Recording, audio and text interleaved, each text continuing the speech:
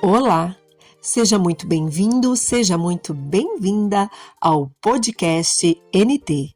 Eu sou Natália Ramos e neste espaço eu trago ideias sobre autodesenvolvimento profissional e pessoal com base em livros, estudos científicos e notícias sobre esses temas. Vem comigo, vamos juntos trabalhar em nossa melhor versão possível. O tema de hoje é resenha do livro Hábitos Atômicos, Pequenas Mudanças, Resultados Impressionantes, do autor James Clear. Vamos lá então! Nos próximos episódios, vamos falar sobre os padrões de comportamentos que se transformam em bons hábitos, metodologias para se atingir um objetivo e o tempo necessário que é preciso dispor para criar um modelo de comportamento que jogue a nosso favor. Meu objetivo com esse podcast é dar meus centavinhos e contribuir com o seu desenvolvimento para que você tenha uma vida mais abundante, produtiva e feliz. Quando eu comecei a ler o livro Hábitos Atômicos, achei interessante o autor relatar na introdução um grande trauma que ele sofreu no ensino médio e que poderia ter acabado com a sua vida. Foi bem grave. Ficou claro que ele não usou esse episódio como muleta para não evoluir. Ele não se sentiu uma vítima das armadilhas da vida. Ao contrário, ele fez da dificuldade uma escada para criar um sistema que lhe proporcionasse a cultura de bons hábitos. Bem diferente do que às vezes a gente encontra nessa vida, vocês não acham? Você já se deparou com aquele tipo de pessoa que coloca a culpa de todos os seus problemas em fatores externos, no mundo, e que não tem uma autorresponsabilidade? Então, em resumo, o autor do nosso livro, o James Clear, ele foi atingido em cheio no rosto por um taco de beisebol. Eu nem imagino a dor que ele deve ter sentido. Ele ficou cego durante meses, teve fraturas e inúmeros outros problemas. Após muitas sessões de fisioterapia e estar recuperado, ele foi rebaixado no time de beisebol porque, obviamente, não tinha conseguido treinar naquele período, mas ele sonhava em ser jogador profissional.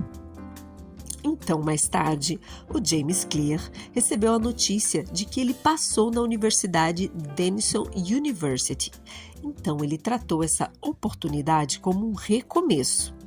Só que, ao chegar lá, ele entendeu que ele não seria o titular no time de beisebol tão cedo. Ele tinha o sonho de ser profissional, mas seu sonho ainda estava muito distante. Mas mesmo assim ele não desistiu não.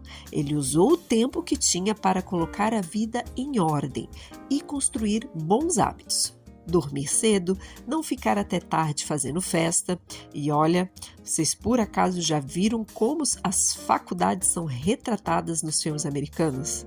É festa e confusão todo santo dia. Mas o James, ele usou o tempo livre que tinha para cultivar bons hábitos. E quais seriam esses hábitos?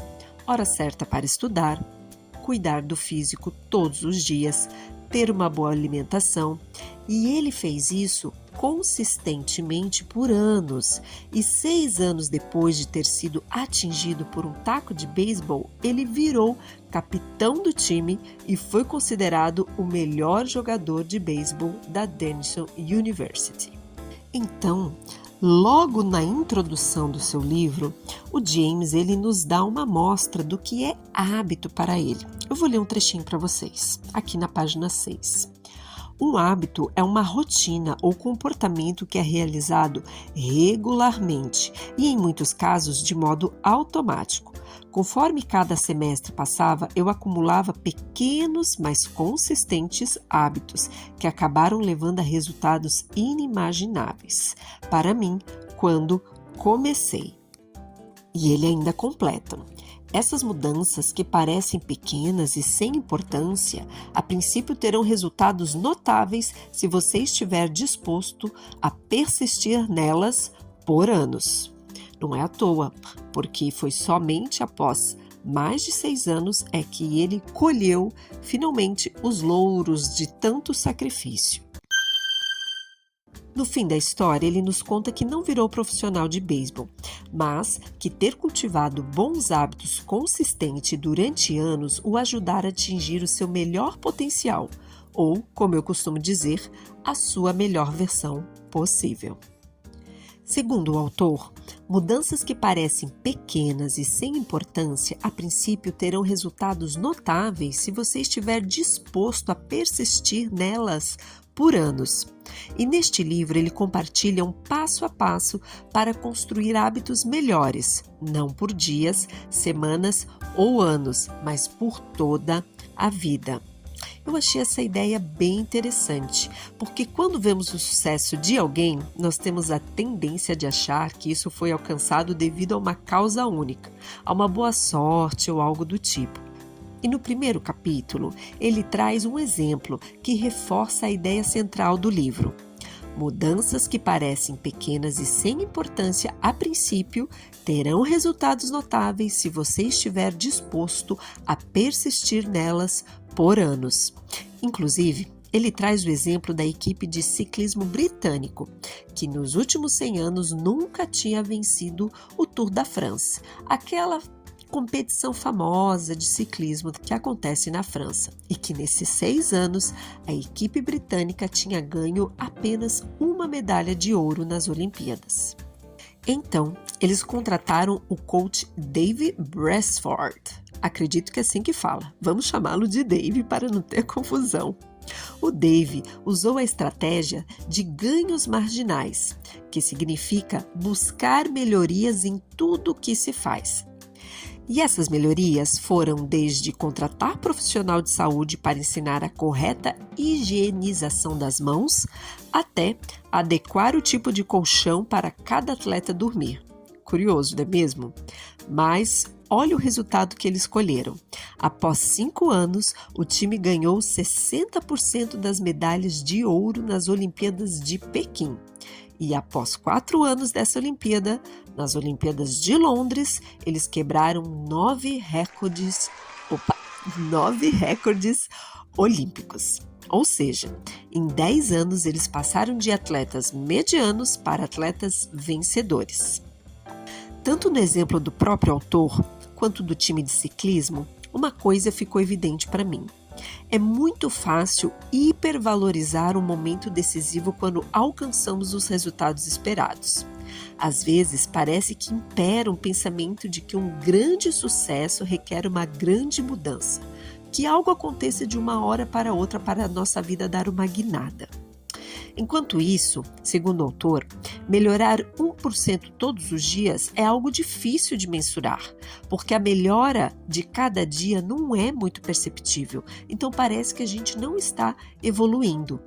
O autor diz que os hábitos são como juros compostos do aperfeiçoamento. Eu gostei dessa métrica, porque por essa matemática, se você conseguir melhorar 1% a cada dia do ano, você acabará 37 vezes melhor quando o ano terminar.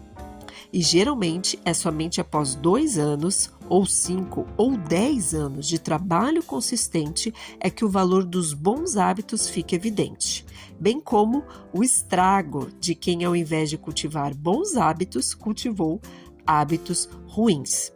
Agora, você já deve ter se perguntado, enquanto eu falo, Natália, anos, é isso mesmo?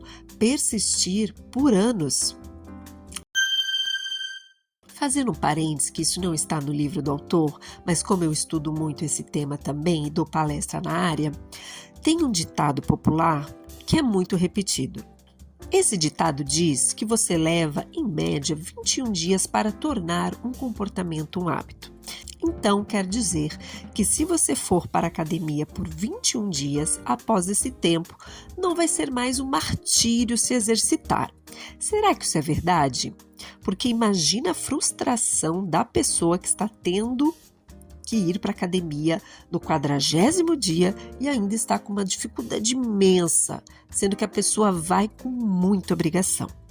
Então, essa ideia dos 21 dias que eu já vi em muito lugar, ela vem de um cirurgião plástico chamado Dr. Maxwell Maltz. Ele fez essa afirmação na década de 60, baseada numa experiência que ele fez. Quando ele fazia uma cirurgia plástica no rosto de um de seus pacientes, ele percebeu que levava em média 21 dias para que esse paciente se habituasse com a sua nova aparência. No entanto, essa teoria que ele propôs não é comprovada cientificamente e é considerada, inclusive, um mito. Há muitos estudos científicos que revelam que o tempo de assentamento de um hábito depende de pessoa para pessoa. Inclusive, o tempo de fixação de um hábito depende do tipo de hábito que você quer mudar. Mudar a alimentação, mudar a leitura, incluir mais leitura no seu dia a dia ou estudo, ou até praticar atividade física. Ou seja, o tempo de fixação de um hábito não é o mesmo para tudo. No meu Instagram tem uma imagem do gráfico sobre a evolução da melhora contínua diária que o autor disponibiliza no livro. Dá uma olhadinha lá. Então, sobre os resultados que estamos colhendo, o autor nos diz, na página 18, vou ler um trechinho. Sua preocupação deve ser muito maior com sua trajetória atual do que com os seus resultados atuais. Seus resultados são uma mensuração tardia de seus hábitos. Seu patrimônio líquido é uma mensuração tardia de seus hábitos financeiros. Seu peso é uma mensuração tardia de seus hábitos alimentares. Sua bagunça de seus hábitos de limpeza. Você colhe o que planta e cultiva. Se quiser prever qual será seu destino na vida, tudo o que precisa fazer é seguir a curva de pequenos ganhos ou pequenas perdas, aquele gráfico que eu comentei, e ver como suas escolhas diárias se acumularão 10 ou 20 anos depois. Você está gastando menos do que ganha por mês? Está indo à academia toda semana? Está lendo livros e aprendendo algo novo a cada dia? Batalhas minúsculas como essa são as que definirão o seu futuro eu. Então, até agora, o que ficou claro para mim do livro é entender que a semente de todo hábito é tomar uma decisão de melhoria e repetir essa decisão todos os dias até se atingir esse platô. E aí, até aqui tudo bem? Eu achei importante fazer essa explicação e abrir como funciona essa chave que o autor nos traz, pois agora, quando você tiver como meta em sua vida incluir bons hábitos ou perseguir uma grande transformação, você vai alinhar a expectativa de conseguir de uma forma mais real. Ou seja, ao invés de se frustrar, achando que a mudança vai acontecer em 21 dias, como vemos muitos coaches dizendo por aí, agora você e eu sabemos que a transformação não é do dia para a noite. Não acredite em fórmula milagrosa. Mas acredite que a mudança vem de um trabalho contínuo, de anos, e que muitas vezes é um trabalho para o resto das nossas vidas. Ou seja, é preciso adquirir um novo estilo de vida para alcançar resultados diferentes. Do contrário, persistir no que se está fazendo vai sempre se obter resultados iguais. E é por isso que o autor nos apresenta uma outra forma de pensar. As metas que colocamos no final do ano, elas são importantes para dar um norte em nossa vida. Porém, mais importante do que essas metas são os processos. Segundo ele, as metas estão relacionadas aos resultados que se deseja alcançar. Já os processos, ou você pode chamá-los de sistemas, que adotamos para alcançar essas metas, eles é que são os responsáveis por nos fazer progredir no alcance desses objetivos. Ou não. Ou não? Mas como assim? Quando não estamos recebendo os resultados esperados, muitas vezes os problemas não são as metas que colocamos, mas sim a estrutura dos sistemas que adotamos para fazer o progresso. Somente quando implementamos um sistema de pequenas melhorias contínuas assertivo e adequado à nossa realidade é que conseguiremos resultados diferentes. Mas isso vai ficar para o próximo episódio. Então, resumindo, o que conversamos até aqui foi: Primeiro, hábitos são juros compostos. Mudanças que parecem pequenas e sem importância terão resultados notáveis se você estiver disposto a persistir nelas por anos. Segundo, pequenas evoluções parecem não fazer diferença, mas é preciso insistir até que se atinja o platô do potencial latente. Tenha isso em mente. Terceiro, se quiser melhorar seus resultados, foque no sistema, nos processos, no passo a passo e não somente na meta final. Muito bem, vimos até aqui a introdução e o capítulo 1 e alguns conceitos. No próximo episódio, vamos acelerar e trabalhar os capítulos 2, 3 e 4. Gostou desse episódio? Espero que sim! Então também aproveita e curta e compartilhe para que mais pessoas tenham acesso a esse conteúdo. E se quiser, me siga no Instagram, @eu.nataliaramos, onde eu compartilho mais dicas sobre esses temas e também a minha rotina de palestrante, além das novidades sobre os meus livros. Até o próximo episódio. Tchau!